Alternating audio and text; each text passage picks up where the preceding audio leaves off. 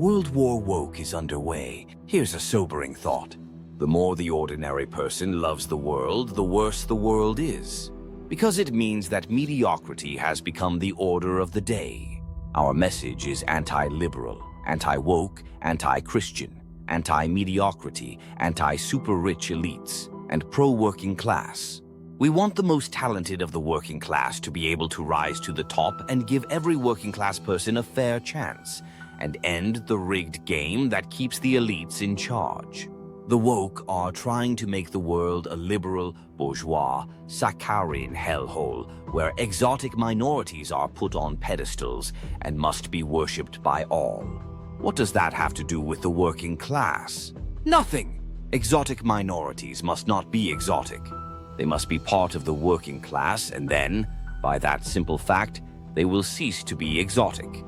They must adopt and promote the values of universal excellence. In the Four Quartets, T.S. Eliot wrote, "Only a flicker over the strained, time-ridden faces, distracted from distraction by distraction, filled with fancies and empty of meaning, tumid apathy with no concentration.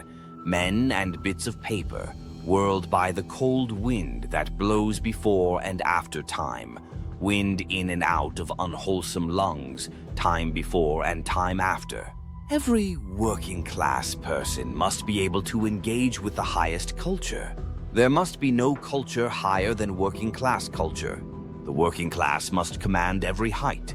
Superman, never last man. We will raise high the tyrant's bloody robe, the robe he wore when we pulled him off his high perch and struck him down. He wore the imperial purple. We didn't care.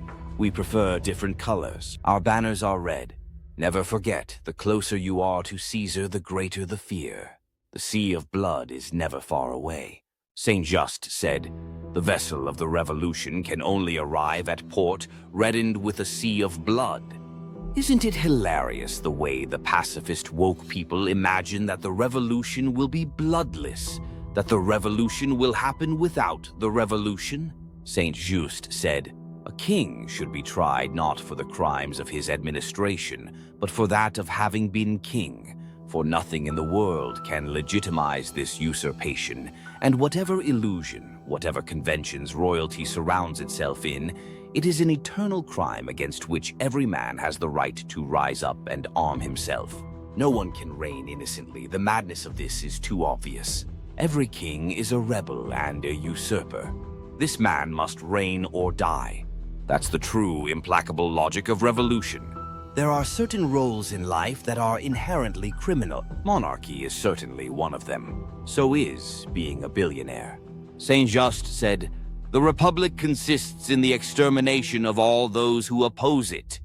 The woke want an anti-republic, where all those who oppose the republic are warmly congratulated. Saint Just said, "We take from and send our enemies nothing but lead, lock, and load. No retreat, reload, stand your ground, hold the line." Marx said, "We have no compassion, and we ask no compassion from you. When our turn comes, we shall not make excuses for the terror." The enemies of the revolution never show any mercy. Why should the revolution? It would fail if it did. Saint Just said, "Today will decide the fate of the Republic. It is doomed if the tyrant goes unpunished. The enemies of the common good will reappear, meet and hope. The forces of tyranny will pick up their pieces like a reptile renewing its lost tail. All evil men are for the king. Who here then can join him? False pity is on the lips of some, anger on the lips of others. Everything serves to either corrupt us or frighten us down to our souls. Be steadfast in your severity, and rest assured of the people's gratitude in time to come. Be more attuned to the true interests of the people than to the empty concerns and empty clamor by which the schemers seek to play upon the respect you have for the rights of the people. The better to destroy those rights and deceive the people. You called for war on all the tyrants of the world, and you would respect your own. Are bloody laws enforced only against the oppressed, and is the oppressor to be spared? Indeed, The woke are all for sparing the oppressors. That's why they're woke. And that's why they will never achieve anything. If they had their way, if they got to implement wokeness everywhere, they would in fact become the new oppressors, the slaves as the new masters, but preaching slavery, not mastery. How could that ever work? You cannot have weaklings in charge. The strong would never permit it. Saint Just said, "That which produces the general good is always terrible." The woke will never understand this.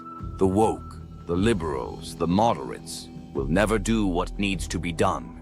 They lack the will, the courage, the ambition. Saint Just asked, "What do those who want neither virtue nor terror want?" "They want kumbaya." Robespierre said, "Now, in these circumstances, the first maxim of our politics ought to be to lead the people by means of reason, and the enemies of the people by terror. The basis of popular government in time of revolution is both virtue and terror. Terror without virtue is murderous. Virtue without terror is powerless. Terror is nothing else than swift, severe, indomitable justice. It flows then from virtue. The woke preach virtue and social justice, but denounce terror, and that's exactly why they will never get virtue. When the revolution decided to eat Saint Just and Robespierre, Saint Just said, "Scatter our limbs to the four winds. Republics will rise up from them." That's the attitude. Only gods think like that.